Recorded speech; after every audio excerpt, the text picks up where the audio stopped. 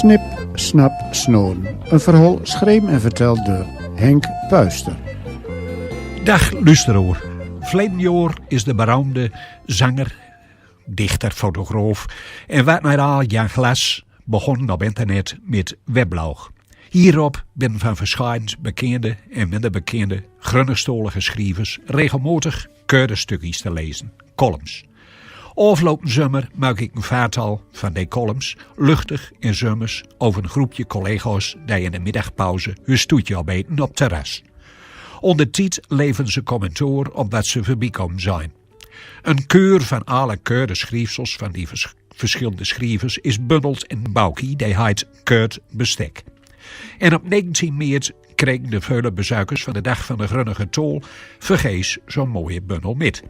Het was in het huis van de Grunniger Cultuur in Stad. Maar nou, mijn vertelster van vanmorgen, alder isolkst mooi. Smoesderig weer. Renneke en Strik hebben middagpauze. Zij kikt naar Striks wit overhemd met lange maden en naar zijn strikken. Zelf draagt ze een zomerblousie met blampies. Een witte broek. Keurt blond kapsel. Ze friemelt aan haar hoor. Ze zwieken achter haar kop koffie op terrastafel. Nou, drok in stad, zegt Renneke. Vakantietijd, antwoordt Strik. Schier figuurtje. Hij glopt over linker scholder naar het collega. Oordig wicht. Moderne opvattens. Kist met aankom. Hij wrift over de welvoortsbobbel van zijn lief.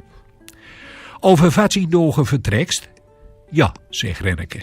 Kwijt nog nooit worden in. Een ver land. Beetje cultuursnoemen, leren van ander volk, hun gebruiken, hun gewoontes. Interessant. Heeft al contact met de Turken Noosti? Mijn buren? Weinig. Wie zijn me korosnijd, vertelde Renneke. Interessant, vindt Strik. Ja hoor, door Estom, knuffelberen. Doon met de rust, mommelt Renneke. Knuffel had in elk geval een fris kapsel. Zijn stiekeltjes vallen wel op. Nou, dat is dan ook teinigste frisse aan hem, schampert Strik. Ach, hij bedoelt het niet slecht, zegt ze.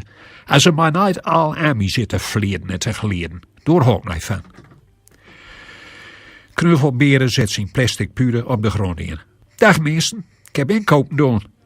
Hij schoft aan, holt dagblad tot borenvolle puur uit en begint te bloeden. Politie kreeg er geld bij.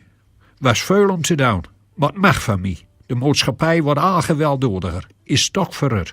Ik sta niet graag in politieschoenen. Sta is altijd bloed en kritiek. Politie kent nooit gauw dan.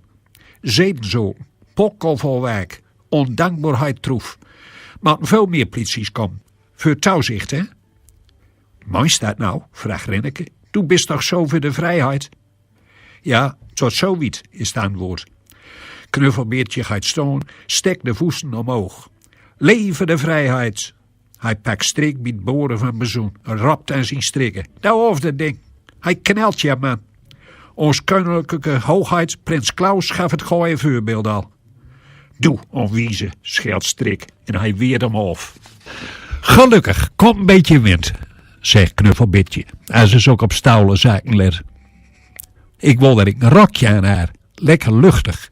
Met legde zijn hand op bovenbein van Renneke haar lange broek. Even lette zijn hand likken. Doe, onverbeterlijke, voetert ze en ze slacht om met een kraan om de oren. Hels en haken boundert ze voort. Knuffeltje schudt kapt. Hij kikt hun nol. Wat is ze toch alder izelks mooi, hè, als ze kwoor is, zegde. Of dut alsof.